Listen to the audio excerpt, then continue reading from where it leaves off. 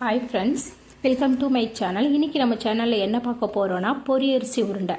இது ரொம்ப டேஸ்ட்டாகவும் இருக்கும், ஆரோக்கியமானதாகவும் இருக்கும். நீங்கள் கேள்விப்பட்டிருப்பீங்க. இதை நான் எங்கே சாப்பிட்ருக்கேன்னா, நான் காலேஜ் போகிற வழியில் ஒரு பாட்டி அங்கே பக்கத்தில் இருக்கிற ஸ்கூல் பசங்களுக்காக விற்றுக்கிட்டு இருப்பாங்க. அதை நான் வாங்கி சாப்பிட்ருக்கேன் ஃப்ரெண்ட்ஸ். உண்மையாகவே டேஸ்ட்டு சூப்பராக இருக்கும். வாங்கி இதை எப்படி செய்யலான்னு பார்க்கலாம். இதுக்கு நான் ஒரு கப் ரேஷன் அரிசி எடுத்திருக்கேன். நம்ம வீட்டில் அரிசியில் செய்யலான்னா டேஸ்ட் அவ்வளோவா நல்லா இருக்காது. இதுக்கு ரேஷன் அரிசி தான் சூப்பராக இருக்கும்.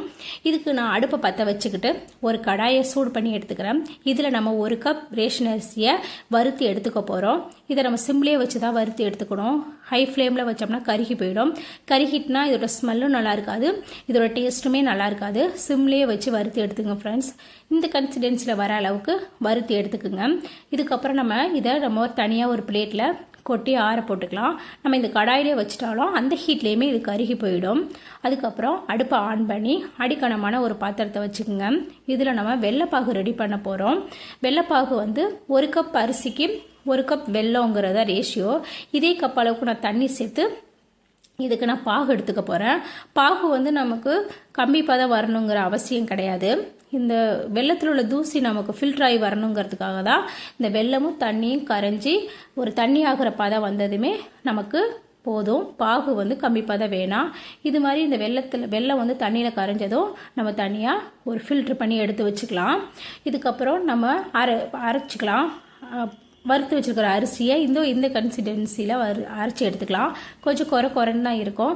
அதுக்கப்புறம் அடுப்பில் அடிக்கடமான பாத்திரத்தை வச்சு இதுக்கு நான் முன்னாடியே சொன்ன மாதிரியே ஒரு கப் அரிசிக்கு 4 கப் தண்ணிங்கிறத ரேஷியோ. நான் 3 கப் தண்ணி சேர்த்து கொதிக்க வச்சுக்கிறேன். இன்னொரு கப் தண்ணி நம்ம வெள்ளைப்பாகு எடுத்து வச்சுருக்கோம்ல, அதுதான் ஒரு கப் தண்ணி. நான் வெல்லம் கலந்த கப்லேயே தண்ணி அளந்ததுனால எனக்கு கலர் இப்படி இருக்குது. நான் 3 கப் தண்ணி தான் சேர்த்து கொதிக்க வச்சுருக்கேன். நல்லா கொதி வர வரைக்கும் வெயிட் பண்ணுங்கள். கொதி வராதுக்கு முன்னாடி நம்ம மாவை சேர்த்துறாதீங்க. நல்லா கொதி வந்த பிறகு அடுப்பை சிம்மில் வச்சுட்டு இப்போ நம்ம மாவை சேர்த்துக்கலாம்.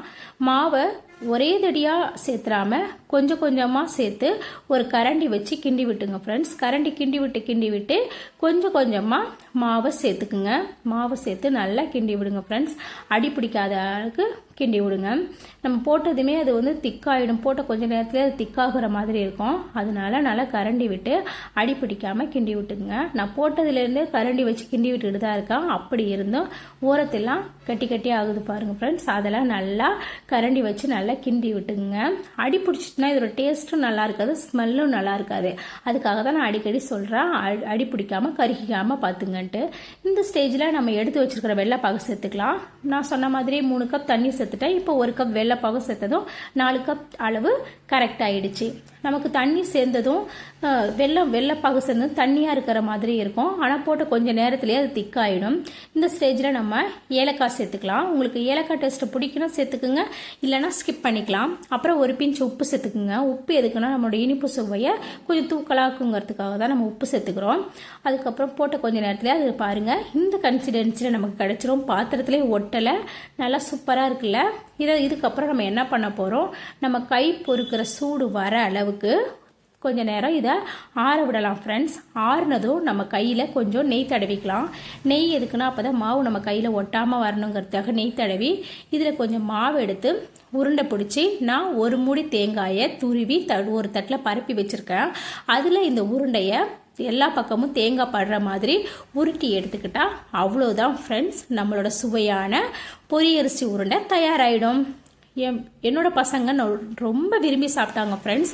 நீங்களும் உங்கள் வீட்டில் எல்லாருக்கும் செஞ்சு கொடுங்க. இதே மாதிரி நம்ம எல்லா உருண்டையுமே உருட்டி எடுத்துக்கிட்டா பாருங்கள் நமக்கு இப்படி தான் ரெடி ஆகிட்டு. பார்த்தீங்களா? மறக்காமல் என்னோட சேனலை சப்ஸ்கிரைப் பண்ணிக்கிங்க, லைக் பண்ணுங்கள், ஷேர் பண்ணுங்கள். அவ்வளோதான். பாய்.